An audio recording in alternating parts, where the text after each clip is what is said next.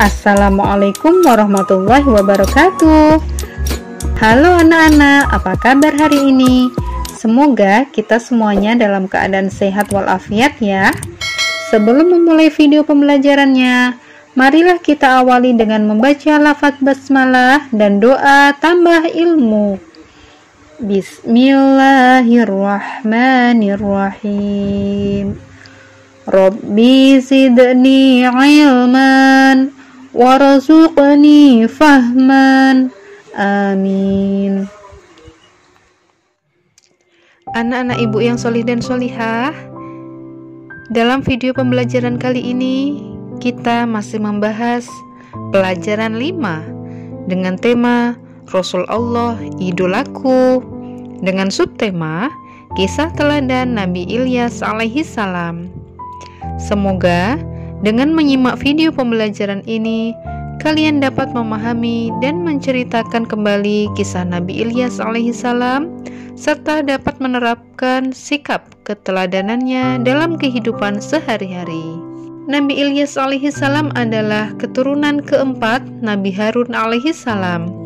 Beliau diutus oleh Allah Subhanahu wa Ta'ala kepada kaum Bani Israel, yaitu setelah wafatnya Nabi Sulaiman alaihi salam. Dan sesungguhnya Ilyas benar-benar termasuk salah seorang rasul dari rasul-rasul. Pada saat itu, kaum Bani Israel menyembah patung bernama Baal. Nabi Ilyas alaihi salam berdakwah bersama Nabi Ilyasa alaihi salam. Nabi Ilyas alaihi salam berulang kali memperingatkan kaumnya, namun mereka tetap durhaka menentang, bahkan hendak membunuhnya.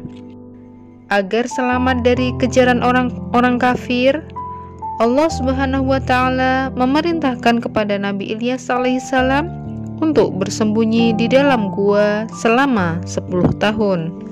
Karena kedurhakaan kaum Bani Israel itulah Allah Subhanahu wa Ta'ala menurunkan musibah kekeringan. Di sana tidak pernah turun hujan selama 3 tahun. Akibatnya banyak tanaman dan binatang ternak yang mati, serta banyak pula penduduk yang mengalami kelaparan karena kekurangan makanan. Setelah musibah terjadi, mereka baru tersadar bahwa seruan Nabi Ilyas alaihissalam adalah benar. Mereka kemudian mencari Nabi Ilyas alaihissalam untuk bertaubat. Akhirnya, Nabi Ilyas alaihissalam ditemukan bersama Nabi Ilyasa, dan mereka meminta maaf atas perbuatan yang dilakukan. Setelah mereka meminta maaf, kemudian Nabi Ilyas alaihissalam berdoa kepada Allah Subhanahu wa Ta'ala agar musibah kekeringan itu dihentikan. Doa Nabi Ilyas alaihissalam didengar dan dikabulkan oleh Allah Subhanahu wa Ta'ala. Setelah musibah itu berhenti, tanaman dan binatang ternak mereka kembali membaik. Namun mereka kembali durhaka kepada Allah Subhanahu wa Ta'ala. Akhirnya kaum Nabi Ilyas alaihissalam kembali ditimpa musibah yang lebih dahsyat dan berat daripada sebelumnya, yaitu gempa bumi yang dahsyat, sehingga mereka mati bergelimpangan. Nabi Ilyas alaihissalam dan orang-orang beriman lainnya selamat karena mereka telah pergi terlebih dahulu meninggalkan negeri itu sebelum musibah terjadi. Berdasarkan kisah Nabi Ilyas alaihissalam tersebut, keteladanan yang dapat kita ambil adalah: yang pertama, kita harus senantiasa bersikap sabar dalam menghadapi segala cobaan, sebagaimana Nabi Ilyas alaihissalam yang senantiasa sabar dalam menghadapi umatnya yang durhaka dan tidak pernah berhenti mengajak kepada kebaikan. Yang kedua, kita harus senantiasa berdoa kepada Allah Subhanahu wa Ta'ala, karena Allah Subhanahu wa Ta'ala adalah tempat kita meminta, sebagaimana Nabi Ilyas alaihissalam yang selalu berdoa untuk keselamatan umatnya.